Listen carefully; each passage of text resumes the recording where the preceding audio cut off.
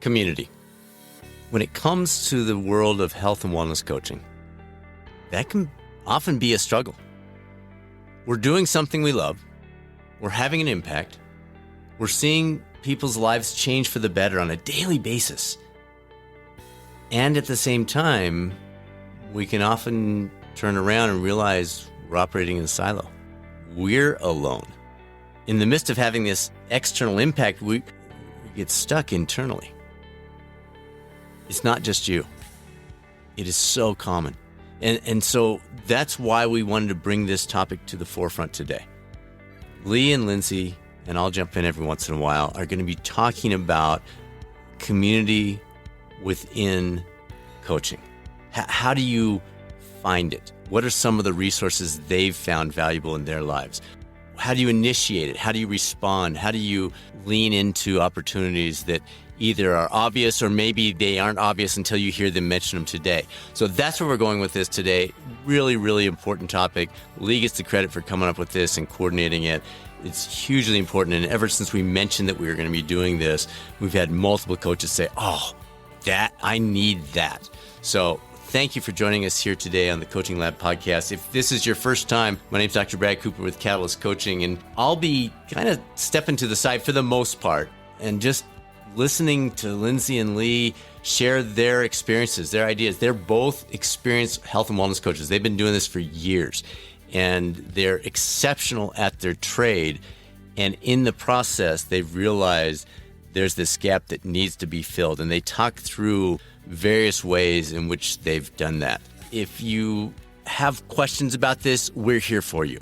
You can reach out to us anytime, results@catalystcoachinginstitute.com. That's results@catalystcoachinginstitute.com. We can connect you with some of these different resources that they do mention during the conversation, like the retreat that we do in September in the Rocky Mountains, or the Catalyst Connect group that starts, I think the next one is in March. So if those are something you want to check out, please reach out to us. If you have any questions on the coaching front, we're always available at that same email. Just reach out. We can set up some time to talk. But thank you for joining us here today. This is such an important topic. You matter.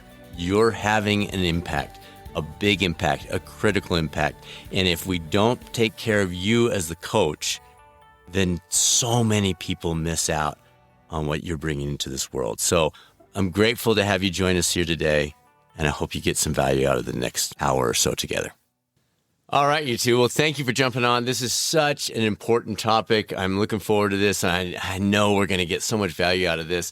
Leigh and Lindsay, do you want to each give kind of a 30, 45-second intro about yourselves so folks know who it is that's sharing their thoughts and background and history with them today as we work through this important concept? 100%. Yeah. Lindsay, do you want to take us away first, and then I will give my spiel? Sure. Yeah. My background is I've been health coaching for about 15 years now, but have been in the public health space for over 20 years. Currently, I have my own practice, Rise Wellness Services, where I'm doing mostly contract and consulting work for corporations. So I'm providing health and wellness coaching one-on-one, but also doing group trainings as well. And I came by way of the Catalyst community about 5 years ago at the Catalyst retreat. So that's how I got plugged in here. Perfect. How about you, Leigh? Yes. So I think Lindsay and I have a little bit of a similarity in our background. So my background's in public health and well-being, and I've been in public health field for over a decade now, and came across coaching in 2019 and have been in the throes with that, both in research, actively coaching right now with a variety of populations. And then I also serve as the VP of Growth and Development for Catalyst. Perfect. Well, let's jump into this whole idea of building community. It's a tough area. We're trying to have this impact. We love doing what we're doing, and we find ourselves alone in a cave, disconnected, like all these things, addressing really personal, detailed, intense stuff. And those two don't they don't go together very well. So walk us through, and folks, for those of you listening, Lee's going to kind of lead this conversation. I'll jump in every once in a while, but Leigh and Lindsay will kind of do a ping pong back and forth, and we'll see where this goes. We know there'll be some rabbit trails, and those are absolutely welcome, both of you. So take it away.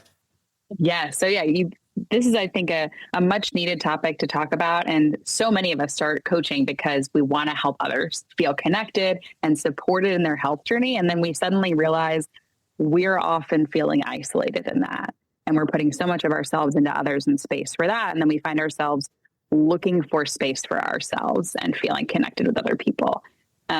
So Lindsay, I'd love if you'd kind of start off the conversation about community and how it matters in coaching. So why do you think so many coaches end up feeling isolated, even though coaching is about connection?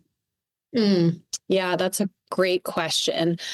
I think by nature, our job is a high demand. It's a heavy lift, and the reciprocation can be low.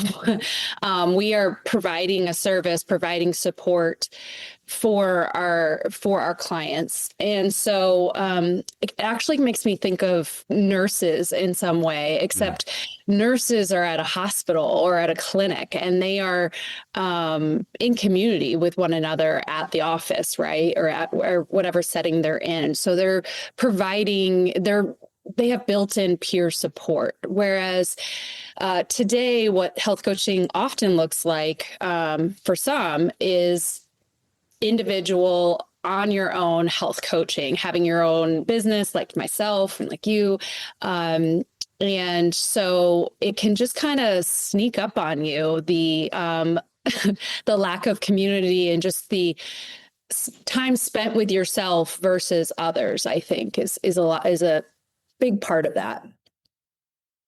Yeah, I love that you say that and kind of compare it to other healthcare fields, because it is this idea of having a lot of empathy and compassion for others. And then it creeps up on you. You're kind of in it with your clients. And when you have a heavy caseload or when you're working remotely, and then you start to feel like, oh my gosh, okay, here's the space I'm giving, right? And holding. And then all of a sudden you're like, okay, where's my space? What's going on here? And it can feel like a kind of like a rat race of like, okay, how do I get off and have that kind of re-energized, rejuvenated feeling for myself so I can continue to do what I do as a coach? Absolutely. And I think for a lot of us can say, we got into this specific field. We didn't just like fall into it. Like maybe some other occupations, we pursued it, and we pursued it because we wanted to help others. We love listening and not talking as much. So we always joke in our community that we're like the very best friends of our other friends who are not health coaches, because we're doing a lot of the listening and asking open questions. And so, we get into this to help others. But again, it can just be this insidious, slow creep of realizing, wow, I'm pouring out, but my cup is starting to feel empty. Where am I getting filled up? Well, and what you bring up is the compounding effect. So you're doing this 8-10 hours a day, and then your friends see you as that person that's such a great listener, and so you get pulled into that. So you're moving from isolated listening, being there for people all day long, and then you finally step out into your non-coaching community, and you find yourself in the same place because you're that person. 1,000%. Yeah. I mean, and depending on what other hats you're wearing in your life, I'm also a mom of 3, and I have a husband, and so even just my ability to commute home and transition to that to provide support and space for my kids, along with my friends, my community, it can get it's great work. I love it, and it can be really draining. Well, and I think we it's okay to have both. I mean, it's okay to be both, to say, I love this and I'm tired. They're not mutually exclusive. It's not like I'm tired, so it must be something wrong with what I'm doing. No. But then it begs the question. It's the reason we're having this episode today. It begs the question. So then what? Yeah. Right. Yeah. Yeah. You consider like why it matters. Like, and Brad, you bring up this good point of it doesn't have to be one or the other of feeling like, okay, it's the job or the role. Because I know, Lindsay, you might have experienced this too. There are times when you're feeling burnt out, and then you find that sweet spot or that balance, or you have that piece that fills you up that then allows you to feel less overwhelmed, less isolated, and more connected to your clients, right? So it's like, it doesn't have to be one or the other of like, okay, I'm feeling isolated, burnt out. It's got to be like the industry almost. It's, okay, what are the things that fuel me? So it's remembering like it matters and it's important to build community, to have this idea of sustainability within the coaching field. That's what I see is like, you go to events and you're like building your sustainability cup as a coach. Mm-hmm. And then you can feel the moments when you're like, you've had 10 plus clients in a day. And I know people are listening are, either independent coaches or telehealth, or they're working within a corporation, and you see upwards of sometimes 13 people a day. And that can feel like a lot. And you can feel that. And then the difference between when you have days like that and also when you're building in some of this community to feel like you've still got gas in the tank. And remembering it's important. It's like, as coaches, we're pouring into others, and sometimes it can feel like a sense of guilt to step back and say, okay, I need to pour into myself and I need to connect with community. And that's important when we're in the field that we're in, right? Absolutely. And to piggyback on just the sustainability piece, Leigh, I have found in pursuing community within the health coaching space, it's for so many reasons, it's been pivotal for me. But when I've had those days of 10 plus clients per day, or even just one session that is extremely heavy, curveball or otherwise, it's not my husband I reached out to. It's not my friends. It's my people, my friends in the health coaching space, because I can directly text, email, get right to the point, and they know, right? And it's kind of hard to describe that feeling, that sense of belonging, but I think we all can kind of relate to it. And I think that's part of the reason why it's just so invaluable to have community. Yes, you bring up this good point that usually and I've done the same thing, when I have a hard session or a challenging day, I've got my network, I've got my family, my husband, my friends, and the person I reach out to when I've had the hard session is another coach usually. Yeah. Absolutely. To say, hey, this was a hard one. And they know. It's like when you're in this community of coaches, there's something so special about them just understanding and knowing, and you feeling seen when things feel heavy, and having that shared language that is so important, I think, in this field. Yeah. And then, of course, they come with all these great open-ended questions, and you're like, great questions. Or how are you going to take care of yourself? This gentle accountability that we need for each other. It's just irreplaceable. Lindsay, what do you notice about your coaching, would you say, when you are like tapping into that community? Like, I know I spoke a little bit to like the difference that it can sometimes feel like when you are feeling kind of burnout, and then you tap into those conversations or that connection. Great question. A lot of things. I think I am immediately often reminded, hey, you're not a lone wolf in this. You can't be, because again, I mean, even for me, that it can trend that way, right? And I don't think our culture really does us any favors in this regard. We really have to swim upstream to have community. So I'm immediately reminded, common humanity, that I'm not alone, that I have people that are maybe challenged with the same aspects of their work. I also feel, and I think Leigh, you had brought up this point too, that I have more creativity and like an energy. And I think that may come from having more clarity. Again, as health coaches, we help guide our clients to clarity of what they need, what they want, what's most important to them. And so when you receive that in kind from another professional peer of yours, it's like, oh yeah, this is why I'm doing it, but also this is maybe what's standing in the way of my being able to continue doing what I'm doing. I'll give you one example. I a couple of years ago started a peer health coaching relationship with a gal, Deb Wilmot. Hopefully it's okay to say the name.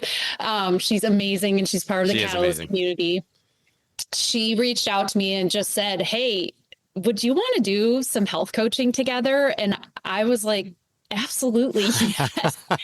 And it came at such a great time because I was kind of drowning in my job and in home life. A contract that I had started about a year ago just had really ramped up. And I was actually finding myself having a hard time drawing some healthy boundaries around my work. My hours just kept creeping up, more demands. And just with working with Deb, and of course I would do, she would health coach me and then I would health coach her. But in working with Deb, I got so much clarity around what was the situation, what was the reality, and what steps I needed to take. And that therefore gave me more energy and creativity in how to solve for some of these problems and ultimately allowed me to be a better health coach for the people that I was showing up for. Yeah. And that's, a great example of feeling a sense of clarity and renewed purpose and feeling like it's making a positive impact on the work that you're doing. Yes. And having personal and professional development while having that connection with a fellow coach. Yeah. So I think when it comes to like, why does community matter? On the one hand, like in the coaching community, on the one hand, personal and professional development and reducing the risk of burnout when we're feeling connected to others in ways that feel good to us. And I also feel like there's this idea too of like career development too. Like if we're always in kind of like our isolated, like kind of in our silo, right? If we're kind of in our lane, in our rhythm, seeing our clients, feeling kind of burned out in that race, there isn't that creativity or like idea generation around like what is out there, what opportunities, because we know coaches, sometimes wear different hats. Like I wear a research hat, a marketing hat sometimes, and a coaching hat. And those things wouldn't be possible without connecting with others in the field, right? So I think that there is that value too in community of building connection that allows for career growth too in this field and seeing what's out there. Absolutely. And I think, again, just like community, it can kind of get easy just to stay in your comfortable lane and use the same kind of questions or motivational interviewing techniques. But to meet with other health coaches, whether you're doing a health coaching session with a peer, or you're going to the Catalyst retreat, or you're joining a community group of health coaching professionals, you are reminded from the time you studied for the exam, like all of the ways in which we can tap into our clients' brains and just like their own creativity. I remember I was part of a community group for 1 year, and they asked us, what's one challenge that you're having maybe in your health coaching practice? And I was explaining how I had a client where I just felt like I wasn't really making a lot of progress, and I just couldn't really crack the code, and it was really challenging. And of course I got reassurance that, hey, that's normal, so that felt good. But someone said something that just has stuck with me in so many times during sessions of, the difference between being dragged in a session by your client versus leading and guiding them. And that just gave me, again, just clarity around, wow, I think I'm being dragged and I need to kind of step back into leading them, partnering with them to make it more proactive and increase their accountability. And again, that wouldn't have happened unless I had been speaking with other professionals and just hearing their different metaphors or the ways that they're doing things. That helped me. And of course, there's all the other practical ways of just career advancement within the community too. So you bring up this idea of like connection and community groups and having renewed energy and creativity. Yeah. And I sometimes find myself like, when I'm not also pouring into the bucket of like outside of the coaching community, if I'm not pouring into my like own bucket that allows me to then have the most energy to be able to reach out to people, to feel like it's doable to go to a conference and like connect with other people, right? Like there's a certain level of energy and capacity that has to happen. So what kind of like community spaces outside of coaching helps ground you for those situations and experiences? Yeah. The number one thing that comes to my mind is my church family, my faith. It's very grounding in so many different ways. I always kind of soft brag that I'm a part of a faith and a church community that if, maybe on one Sunday you don't show up, you're getting a phone call or a text, and it's not because they're taking attendance. It's because they're like, are you okay? Or, can I bring a meal over? And it's just like a major way I feel seen and heard. And then also another opportunity for me to serve outside of my profession. And gosh, there's just a lot of crossover with what I do within that, but I love doing it in a different context. And then I would absolutely say just my friendships. I mean, from years past, current, I love that I have friends that are different generations, different political ideologies. I have a friend that's in academia, a friend that's a doctor, and a mom. I love having a variety of people and getting to know them. It just fills my cup up for sure. And then I will say, just by nature of being a mom, I'm just plugged into the school community, whether I want to or not, sometimes with extracurriculars and just, meeting with other parents. So yeah, those are the main things that have helped me kind of draw that line, fill the cup back up so I can get back into the office on Monday and provide the best work I can give. It reminds me, I was just this morning, I couldn't sleep. So just this morning, I was working on one of the chapters for the Toughness Myth book, and I came across this study. It was fascinating. It's exactly what you're talking about. If you're standing at the base of a hill and you're with a friend, you judge that hill to be less steep. Oh, wow. If you're standing with a friend that's a deeper connection, it's even less steep. So if you're alone, it looks steeper. If you're with a friend, it's not quite, it doesn't look as steep. And if you're with a close friend or someone you have that close connection with, it looks even less steep. And I thought, wow, like that is such a great life analogy, because we live in, the hills are everywhere, every day. So that's a great example, Lindsay. And I just, as you were talking about, I was like, oh my gosh, that was that study from this morning. Right. That's powerful. I like that. I'm going to have to look up that study. I've never heard I'll send you the reference. Yes, please. Yes.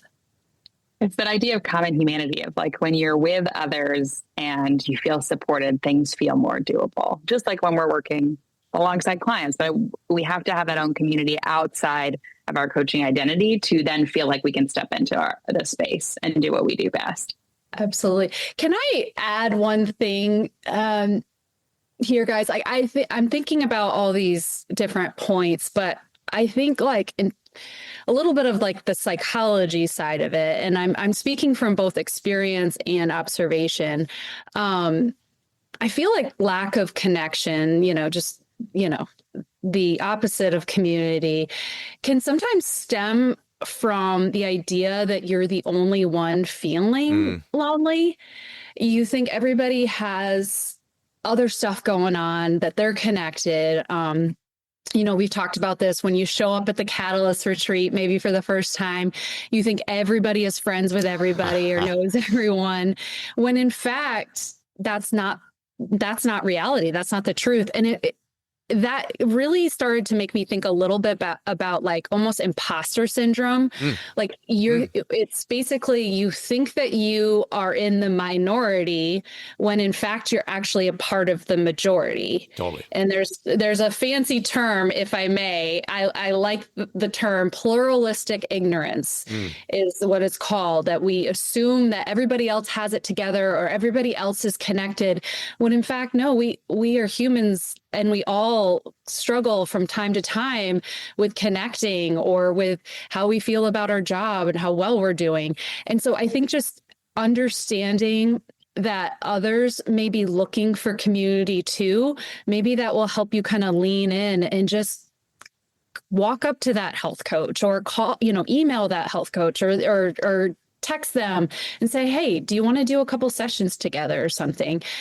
Brad, I was reminded of a couple years ago, you were talking about one of your strategies with growth and learning, just continual learning, is you would, I think, correct me if I'm wrong, cold call someone that you were interested in or impressed by and say, hey, can I take you out for coffee? I would just love to ask you some questions. And you've never received a no, right? Yeah, I don't know if I've never received a no. It would be an email. So I'd go on LinkedIn, I'd find people in my area, because we just moved to Fort Collins 4 years ago, and I wanted to increase that group that you're talking about of people that were literally living here versus the community we left behind. So I would just reach out and say, you seem like an interesting person to me. That was my wording. I have nothing to sell. There's no agenda. There's no, whatever system going on here.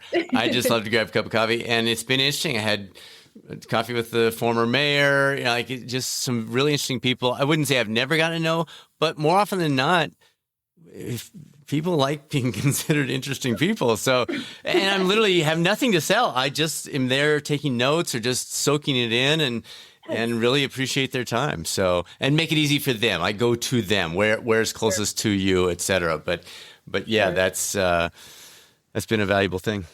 I love that. I just love that open-mindedness and pure curiosity that we, again, as coaches all have. Yeah. So extending that within the community and being maybe pleasantly surprised that, hey, this person would love to have connection and community too. Right. And that comes back to your imposter syndrome. I'm reaching out to them thinking, he or she has a lot to they've done some amazing things. I'd love to hear about them. And they're thinking, man, no one cares anymore. Like I was the former mayor. Nobody wants to talk to me in the press anymore. I'm not at all these meetings. And they probably were like, well, that's kind of cool. I matter still. I'm seen. I think that's, we always talk about in coaching, that's what makes us unique is we help our clients feel seen. Yeah. But what if we're not? Great point. Absolutely.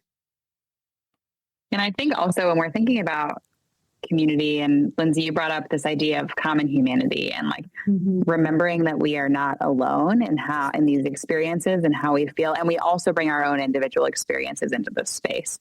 And so I think just reminding coaches and the community that there are a lot of these things happening. Like chances are, if you're feeling isolated or disconnected or overwhelmed or lack of traction in private practice or whatever it is, someone else has had that similar experience.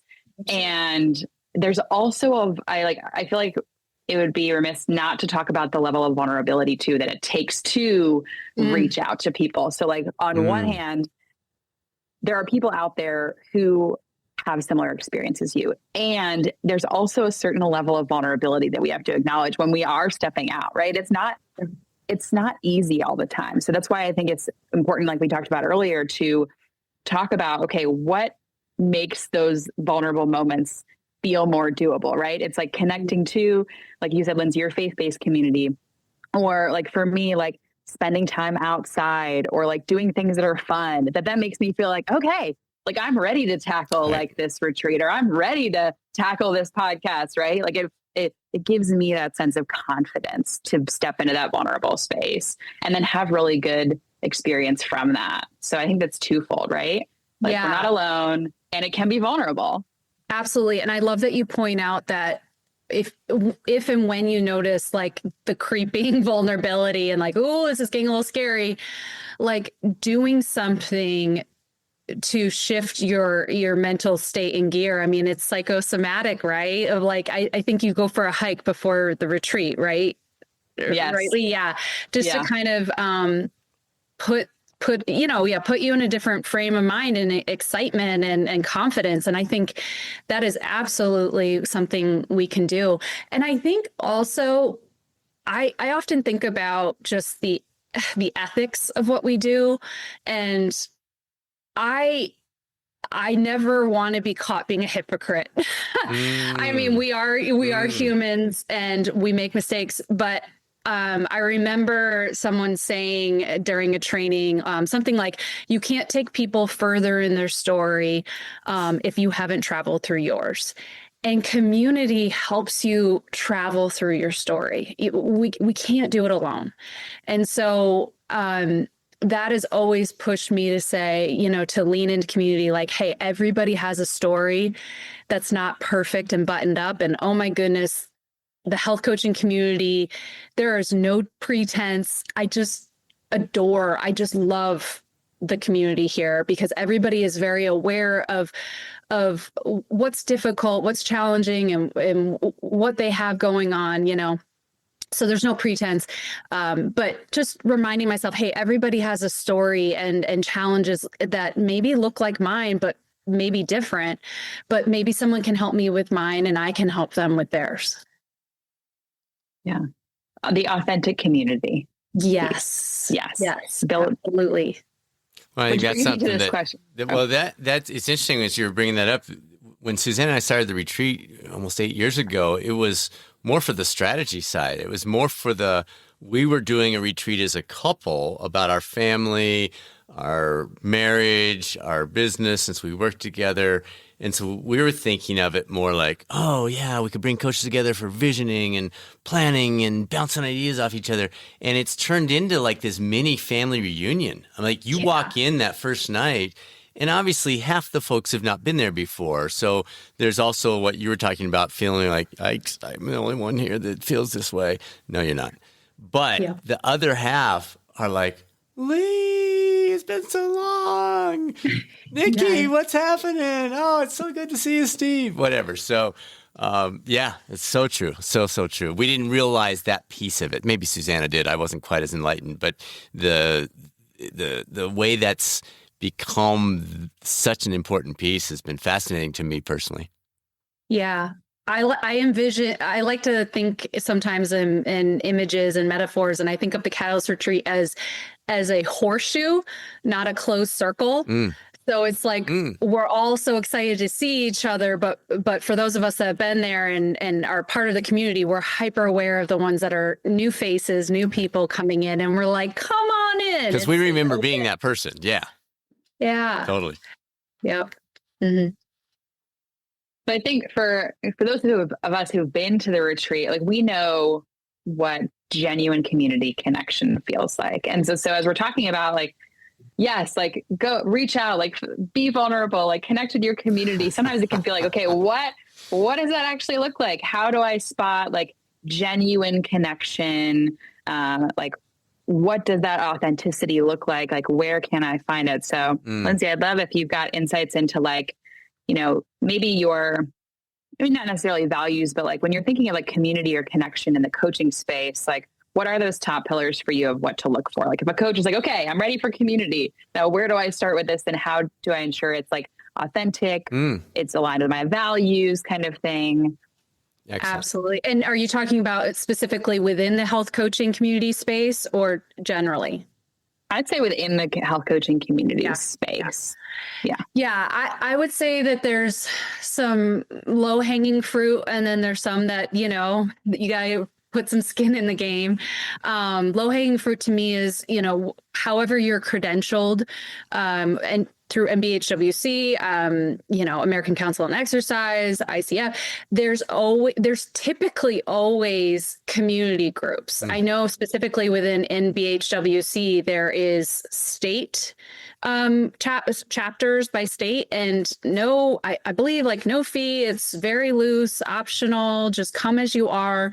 And they have monthly calls that you can get plugged in. And I believe you can kind of go to their website and just find that community space. So I think that's a pretty quick, easy one. How are you credentialed and getting into that space and into that organization of health coaches that are credentialed in the same as you? I know for Catalyst, two things that definitely come to mind for me. We keep talking about the retreat. It's because it's incredible. It really is. And Brad and Susanna have done a great job of balancing it with a retreat where you are able to reset, connect with yourself, connect with others, but also get some important training. You can get CEs for your career growth, your career advancement. So some of the things I've mentioned here are from some of the sessions and speakers that they've brought in. So the Catalyst Retreat, I think, is a big one. That's some skin in the game. You might have to travel, but man, there's people that come from all over the country.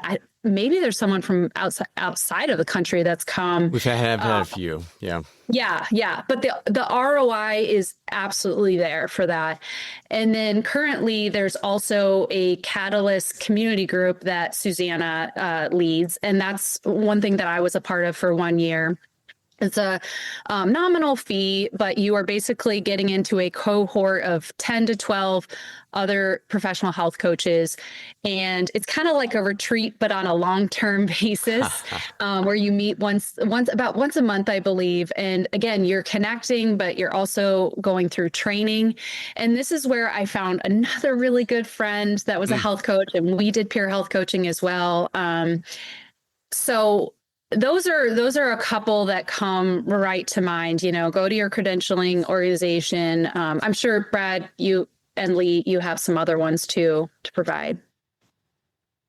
Yeah, I think Lindsay, you pretty much stole my list. But but to add to that, I would say, you know, like the retreat, and I think there's this theme of like authentic connection, also having like a level of personal development, professional development, and looking for things that are going to fill your cup up, right? Like, yes, what is aligned with your values. And, you know, a few other things that come to mind outside of, you know, the NBHWC meetups and the retreat and Catalyst Connect are things like hopping into like LinkedIn and seeing, because there's so many coaches like in the world now, and they're all doing really cool stuff.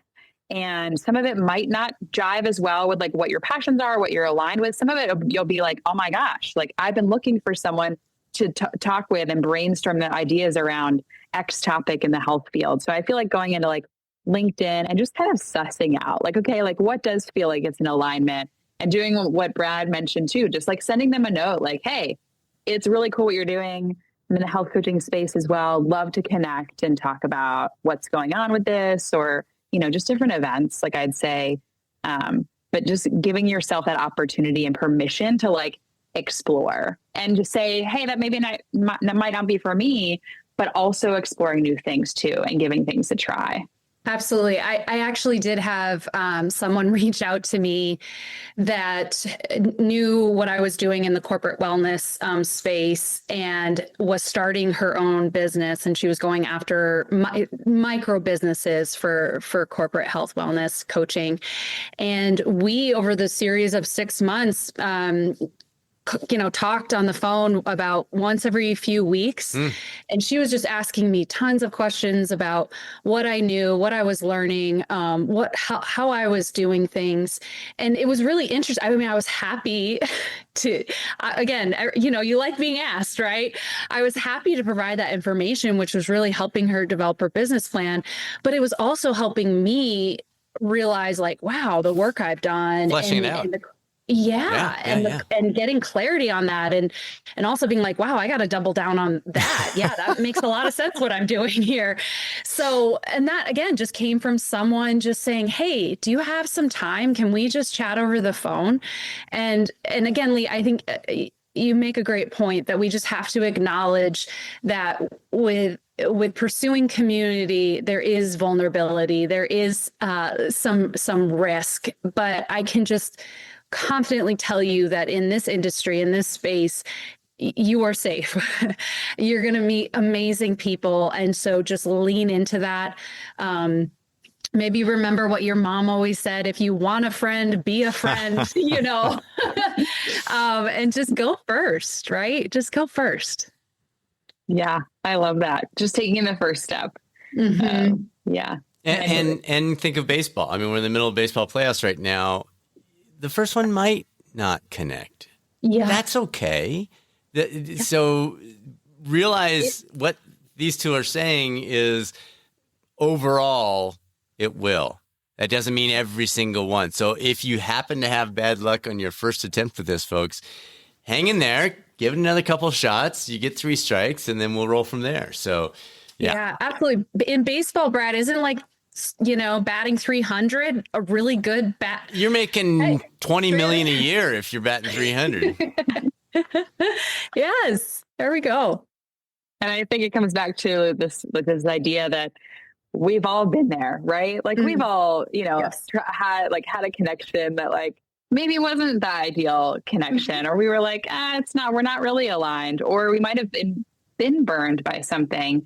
And, I'd also encourage people who, maybe haven't had the best experience at times with connecting, to continue to try and find that community for themselves, because it's out there. And Lindsay, we're talking about the coaching community as a whole, a fabulous network of people, yes, and so much compassion and care, and connection and true, authentic human beings. And there's sometimes experiences that don't feel as good, and that's okay. I mean, that's why it's this human idea that we're not putting a bow on this and saying here is your community connection, and that's going to be a well-rounded, perfect, ideal picture, right? Absolutely. Being flexible, understanding it's not going to always be perfect, but knowing that overall it's going to be so advantageous in so many different ways for both you as an individual and a professional. Yes. Which is the bottom line, right? Yes. Yes. And thank you for inserting reality into this, where it's true. I mean, we all have a bad day or a bad season. I mean, there's been times where I'm sure some people have been like, wow, she's not as maybe as outgoing or as friendly as I've been told. But maybe that was a day that I got some really bad news, or just going through a really stressful season with my kids, or, just life. And so just, shaking that off if you have an interaction that just doesn't click or is kind of not great, and just realizing, hey, it just might be a bad day. And then you're on to the next opportunity. Yeah.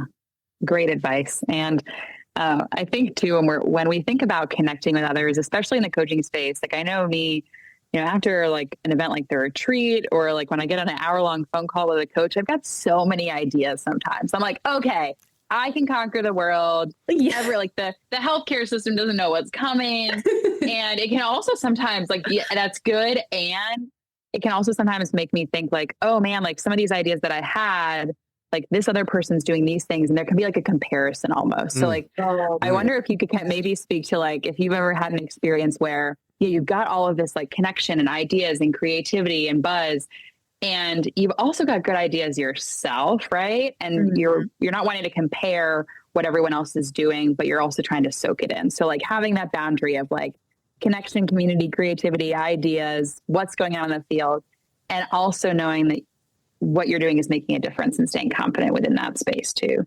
Absolutely. Yeah. That's a great point. Yeah.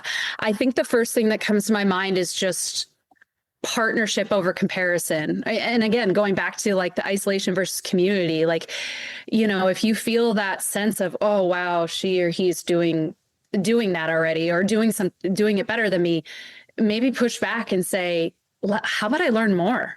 Because maybe I'll learn something in the process, or maybe they'll learn something from me. I also think that we always talk about the growth of this industry and how we are trying to professionalize it more, push back on, the self-acclaimed wellness gurus online, and growing this field. One silver lining to this being a smaller industry right now is that there's plenty of market share. Right. We don't really have to be in competition, there's just so much opportunity out there. So even if someone's doing something similar or you feel better than you, definitely there's other areas, other markets and areas where you can implement that too. I mean, Leigh, I'm even thinking about when you mentioned a couple of years ago, your private practice where you were providing wellness workshops for women. And I just got so excited. I was like, that's amazing. But I had that little small voice that said like, oh man, why aren't you already doing that? And I want to be able to pull that off, just the cognitive distortions, the unhelpful thinking styles can happen to us health coaches too. And instead, like I came up to you and I just said, tell me more. I just want to hear more about it. And it became more real and realistic. And again, I realized, I'm in Tucson, Arizona, you're on the East Coast, like let's spread the love, spread the good ideas within the community. So yeah, I think as much as we can just kind of push back on that comparison bone that we all have and say, hey, this is an opportunity to maybe partner with them or get to know them better, can be kind of a helpful strategy. 100%. It reminds me. So we started our employee wellness coaching company in 2007, and we were training our coaches, but we didn't start Catalyst Coaching Institute for a few years. And people are like, why are you training coaches that aren't your own team? You're building your own competition. And my response was, nobody knows what coaching is anyway. There's plenty of room for everyone. There's plenty of opportunities. And if there's more coaches out there doing it for competitors, it's going to increase the likelihood that people know what coaching is in the first place and want to bring that into their organization, into their life, into their family, into whatever. So that was always our perspective, was the industry needs more people doing maybe almost exactly what we're doing. That's fine, because the rising tide floats all boats, I think is the old saying. And our industry, you still have people thinking you're a personal trainer. Our industry still thinks you're a athletic trainer or a yoga instructor or a Pilates teacher or whatever. All great professions, but not coaching. So not credible coaching. As you mentioned, Lindsay, there's a lot of social media charisma-driven folks that don't know what they're doing, but they do well on social media. That's not what we're talking about. So great point. The competition, it naturally feels like it's there, but folks, let's wake up. If Leigh lives a mile away and is doing exactly what I'm doing, we're in a city of 300,000 people, let alone if she's in, 3 million city. It's a non-start. It's not a conversation. Let's put that aside. Realize we're helping each other. The better Lindsay does, the better Leigh does, the better Catalyst does, the better everyone does, because we're having a bigger impact and people are tuning into the value of this coaching. It's incredible, the power of coaching, and nobody understands that. So absolutely. Yes.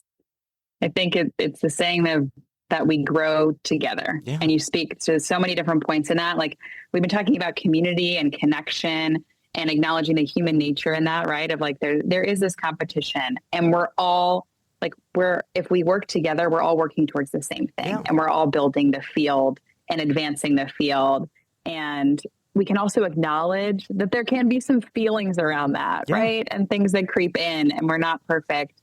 But growing together is the way that we advance and the way that we feel connected versus isolated. Yeah. And again, going back to like walking our talk, what do we tell our clients, when they're trying to go after a goal or making steps forward? We ask them about their social support, their community, right? And so it's just another reminder for us, an accountability reminder of like, yeah, I need to walk this out. Yeah. So for Lindsay, for those listening, we know that we all come with a certain level of like empathy and compassion as coaches, and we bring our own individual unique personality into that. And some of us are introverts, some of us are extroverts, some of us are like, all right, let's go hang out with a room of 75 strangers, right? Like I'm like that. Like I'm like, oh, I found this retreat like 2021 halfway across the country, didn't know any of them. And I was like, that sounds like a good idea. They look credible, right? But someone listening could be like, gosh, like sounds very overwhelming to like the introvert or to someone who's not like I'd say like the adventurer career person, socially right? oriented. Like, yes. Lindsay, what like ideas or like thoughts do you have around like the introverts who are listening or extroverts or just different personalities who are like, yeah, that's me, or like, oh, this still feels a little dicey. Like, how can but I still want to connect with people and community, right? Yeah. And it's such a great question because, yeah, we all can identify with whether we feel like we lean more to the introvert side or the extrovert or ambivert or any of these things. I will tell you, I kind of identify as more of an introvert, where, big groups, big parties and gatherings can really make me nervous and kind of get my mental chatter up. So like the Catalyst retreat, I started going 4 or 5 years ago. It was really difficult for me. I mean, talk about community. I had to call a girlfriend, my girlfriend Jenny, and just be like, I'm really struggling with this. Can you please just like hear me out? We prayed together. And man, I'm just so glad I reached out because it really helped me reset and just lean in. And I think regardless if you're an introvert or extrovert, I do believe we are, and research supports this, we are designed for connection. We are designed for community, for being in a village. And we need to be really real about the society culture we live in today. I mean, you can literally stay in your house for weeks on end, right? Because of technology, you get your groceries delivered, you get anything delivered. You don't have to go out. You can do virtual appointments. So we really need to be aware of the need we have, and then how, the built environment is not really set up to give that village feel. So you really have to step in and be active. And again, I will say for all of you introverts out there, or some that are like, I don't think I can do this. I just really, encourage you. There is a reward on the other side of it. We can stay in our comfort zone. We can play it safe, but there's just no growth. There's no reward there. And I will say it again. We are in the business of getting people out of their comfort zone. So we got to walk our talk, right? Regardless of how outgoing or reserved we are. And I will just say, Deb Wilmot, who I mentioned earlier, who's become a very good friend of mine and was the one that called me up and just said, hey, do you want to start doing health coaching? I walked into that Castle retreat 4 or 5 years ago. I probably looked a little scared, like first day of school, kindergarten. And she like, we made eye contact, and she walked right over and was like, hi, what's your name? And I look back on that moment and I just think like, it was just so profound and just, so simple for her. She probably would say that was nothing, I was so happy to meet you, but it made all the difference for me and has yielded a friendship of a couple years now, and just these insights and laughter and moments we've had. And again, all it took was just me showing up, just show up and having a little faith and trust that you're doing the right thing. Well, and I don't want to speak for Deb, but I've known her 15 plus years, and I bet she would say that wasn't easy for her. I bet, because she is not the gregarious, hey, Lindsay, what's happened? She is similar to how you're describing yourself, but for some reason she connected with you that day. And that's special. And obviously maybe the introvert vibes were her radar. Yeah. Because as you're saying that, I'm thinking, Deb's an amazing individual, but she's not that rush across the room. How's it going? Great to see. So my guess is she would say, and you can ask her next time you talk to her. My guess is she would say, that was a stretch for me. I just saw somebody, and I said to myself, I'm gonna connect, and she did, and now looks what's happened with that. Yeah. And on second thought, I think you're right. And that also underscores sometimes we have to do something because by principle and not by feeling. I feel uncomfortable, but I also know this is good for me. Yes. I feel uncomfortable Yes, I feel uncomfortable and I'm going to still follow through with this, by principle. So, again, what a great model we can show for our clients and for our other colleagues in the field. Yeah.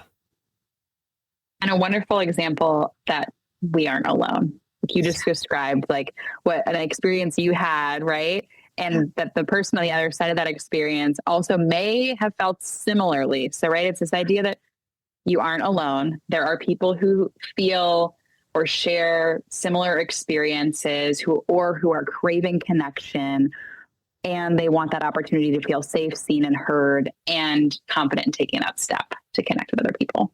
Yeah, absolutely. Well said. What else? Lindsay, you've been very kind to mention the retreat. We don't want people to feel like this is an ad for the retreat.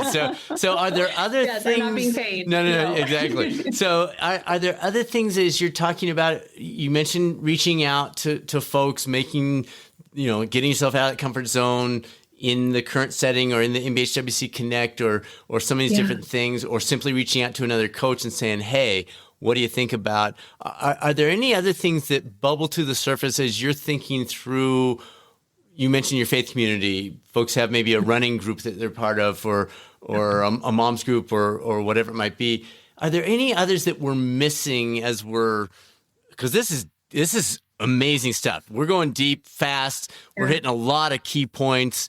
But are there things that, as we kind of sit back, that maybe we're skipping over that folks could benefit from either one of you? Good question. I have one, I think, is we've talked about maybe some community or like opportunities to connect that are already existing. Yeah. And I would also say or encourage coaches to not be afraid to build community as well. So, and I've seen that in our field. And I think Lindsay mentioned earlier, the example that she mentioned with my women's wellness workshops, I saw what I felt like was a void in my community that I live in for women to connect about their health, right? So I was like, there doesn't feel like there's that community specifically for this kind of thing. I'm going to build it. So I would say, like, we haven't necessarily talked about, like, if the community's not there, build it. So, like, if you're seeing meetups, for example, on the NBHWC or other places, and there's not one in your state, build one. Or put a post on Facebook and say, hey, I'm a certified health coach, or I'm, doing X, Y, and Z. I'm curious if there are other people in the area who are doing similar things. Like, don't be afraid to build community. And then you're able to also curate things that align with your values, right? Like, we're talking about things and experiences we've had where there's a certain culture and sense of values associated with these things. Like, I know we've talked about the retreat, and like we've talked about looking for opportunities that align with our passions. When you build community, you have a say also in how you're building that culture and what kind of environment you're bringing people into, and how that's also advancing the field that we're working in. Love that. I love that. Yeah. And I think it can be informal or formal. it can be something where you're really setting something up with maybe, a lot of structure, or it can be just a coffee meetup, right? It doesn't, for us that are type A, we don't have to like figure out the end of this, do a whole business plan. It can just start with, hey, like I see this need and I need this, and what do you think? And I think, to your question, Brad, too, an important thing to acknowledge or recognize is like the different seasons that we're all in, and how that lends itself to different types of community, whether you're building it or pursuing it. I know for me, when my husband and I moved to Tucson here 15 years ago, and we didn't know one person except my husband's older relative, who was in her 70s. She was lovely and amazing, but I kind of needed to meet some people my own age too. And so I joined the Justice League of Tucson, and then the Tucson Young Professionals, which I think the Young Professional group is something that's all around. But just getting into like your township or the Chamber of Commerce and just see what's going on. There's so many groups. And I think that can really help in terms of connection and community, but career advancement, because as we were talking about earlier, our field is relatively small. So when you say, hey, I'm a corporate health and wellness coach, people kind of perk up and they want to know more. And I've had some small contracts with companies, a real estate company here, because they really, you give the elevator pitch, you got to be ready for the elevator pitch, but they're just really interested in what you do and what you can provide. So again, going back to the seasons part, today, fast forward, I'm too old to be in the Tucson Young Professionals.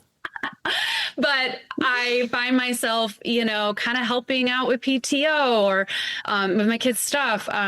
We have a private property, Airbnb. So I'm thinking about building community among Airbnb owners and seeing if there's, a health and wellness component that I can provide for their clientele. So I think it's also just, scanning your environment and the place you find yourself in the stage of life, and then pursuing what makes sense there.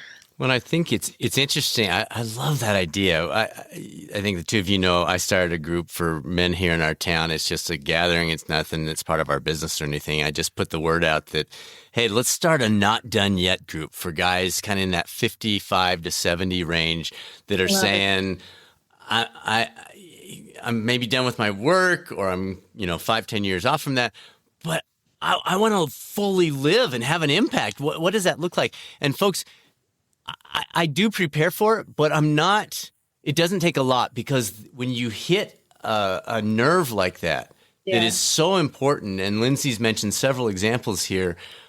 The conversation just flows. Like I always joke with the guys. I'm like, I have 12 questions I've written out here, but we got through 2.5 of them in an hour and a half. So when you hit that sweet spot, I don't want to say it runs itself, because somebody's got to pull the details together, but it almost runs itself in many cases. So yeah, absolutely. Love that. And then I thought it was fun when you mentioned Justice League. I grew up after school, I would watch the Justice League of America. So I'm picturing, you and Batman and Wonder Woman and Superman gather. And that, that's a great community, Lindsay. Congratulations. Yes. Yeah. No, it was really fun, and just a great way to immediately get plugged into a new town and start helping out and volunteering. Yeah. Yeah. It's great.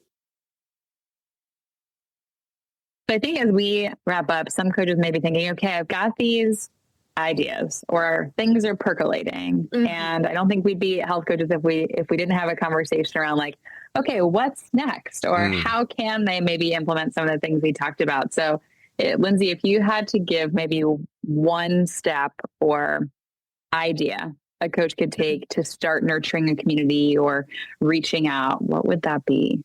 Oh, man. Great question. Great question. Well, what immediately comes to my brain is kind of two things, something in real life and then something online. Because we're living our lives kind of in those two spheres, right?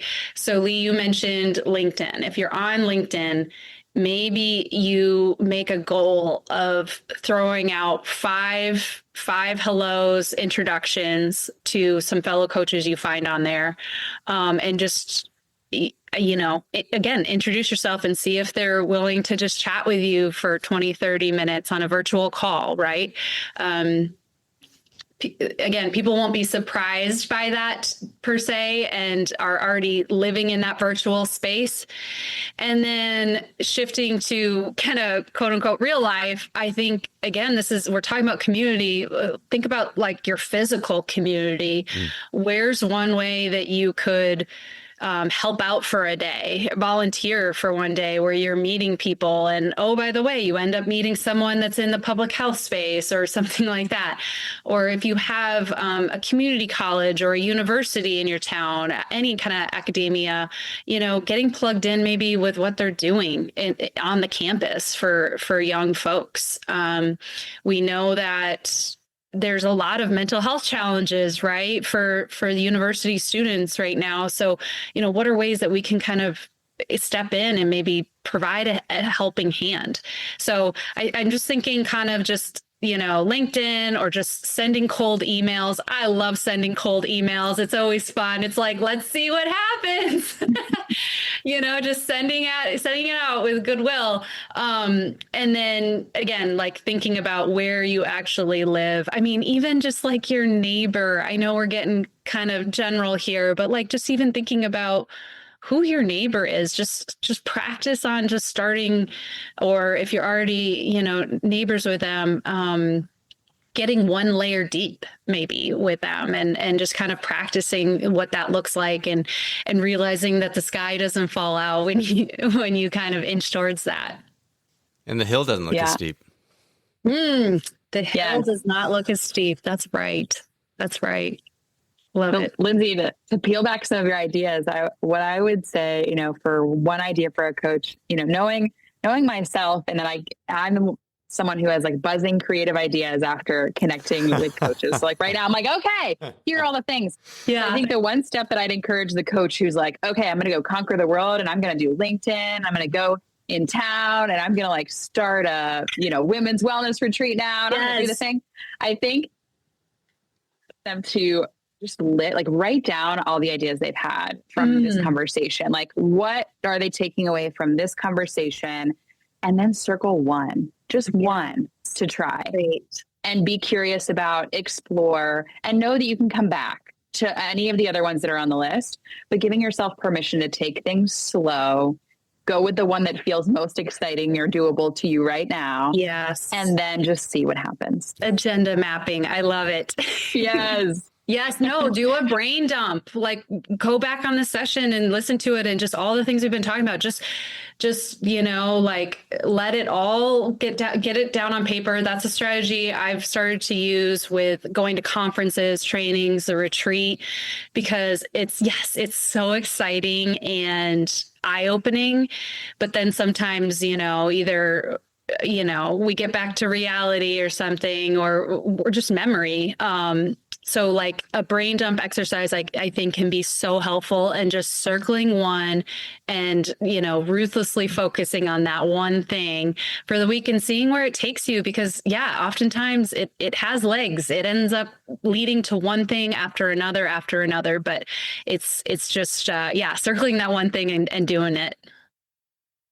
I think we could talk about this for hours. I think so too.